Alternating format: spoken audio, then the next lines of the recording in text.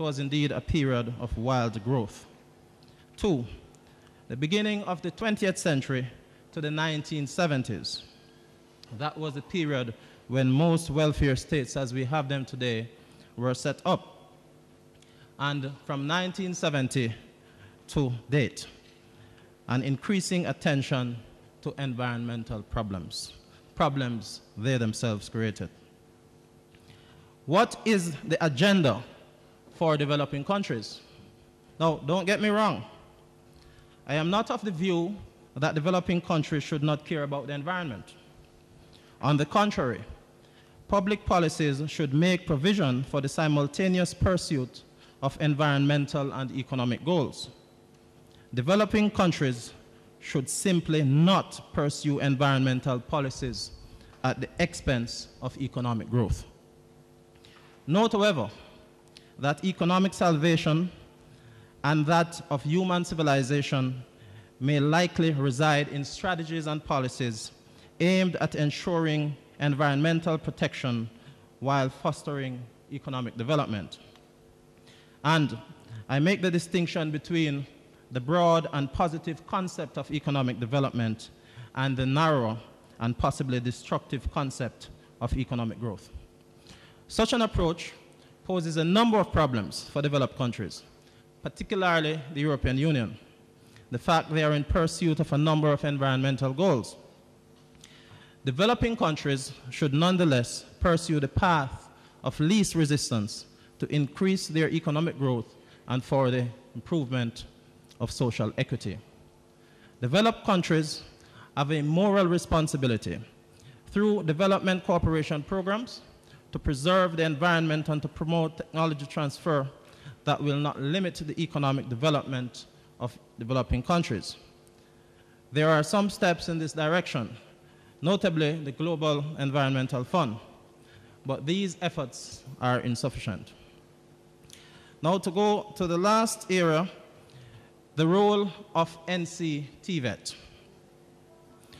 It would appear that medium to heavier type industrialization is not currently an option for Jamaica's development because of the unavailability of cheap energy and other related challenges, at least in the short term.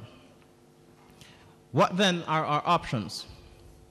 Small and medium-sized enterprises staffed by entrepreneurs and technical specialists, most of whom are graduates from the NC-TVET? Perhaps. The role, as described by Robert Gregory, of the NC-TVET is to, and I quote, prepare a Jamaican workforce trained and certified to international standards, stimulating employment, creating investments, contributing to the improved productivity, competitiveness, and prosperity of individuals, enterprises, and nations, unquote. Was doing some research and recognized that a very large percentage, 86% of our workforce matriculates to work without the requisite technical preparation and orientation to enhance productivity and productivity in the workplace. This extends also to tertiary levels, where graduates were not always trained to add value to the workforce. It is believed that this is so because the current system of education, which is said to be exclusionary, is not structured to effectively prepare the Jamaican workforce. NC-TVET is well positioned to bridge this gap, understanding that people must lie at the heart of any strategy for world-class performance, growth, and productivity, and that the effort on behalf of us all is to prepare a workforce to carry out sophisticated tasks, create wealth, to power our own development, and to attract meaningful investments. 1.4 million Jamaicans require training, most of which is technical. What percentage of this could be trained through this institution? The NC-TVET is the authorized body empowered to accredit organizations and award certifications to individuals for the National Vocational Qualification of Jamaica. Question: what is the scope for additional development, and to what extent will this have an impact on economic development? There are a number of institutions with whom the NC-TVET has partnered in the past to ensure that the needs of the Jamaican workforce for trained personnel are met. How could this be expanded? NC-TVET is well on its way to be the world-class institution it was set up to be. How can this be enhanced, and how can we shorten that time? This may be further enhanced by introducing more flexible and accessible training systems to those who may find it difficult to access other training offerings, by finding ways to intervene more directly into the workforce through more customized training and on-the-job assessment and certification, making the trainees and graduates more job-ready with a deeper focus on job-specific skill sets as opposed to a broader occupational focus. The promotion of ongoing training and certification of the current workforce. And finally, to fully embrace a training system that is competency-based.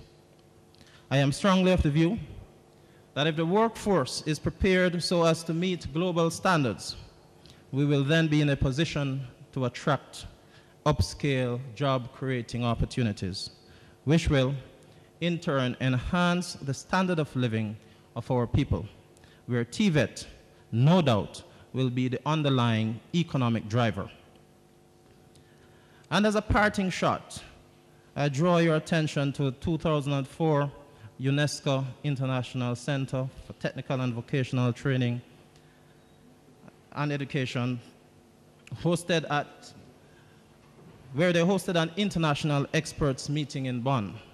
Dr. Sangster referred to this earlier, where the meeting concluded with a unanimous declaration that since education is considered the key to effective strategies, technical and vocational education and training must be the master key that can alleviate poverty, promote peace, conserve the environment, improve the quality of life for all, and help achieve sustainable development.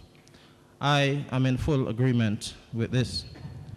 The question, therefore, is to us all, as a nation, how committed are we to this declaration and to the development and integration of TVET into sustainable development strategies that will contribute to economic prosperity of Jamaica? Thank you.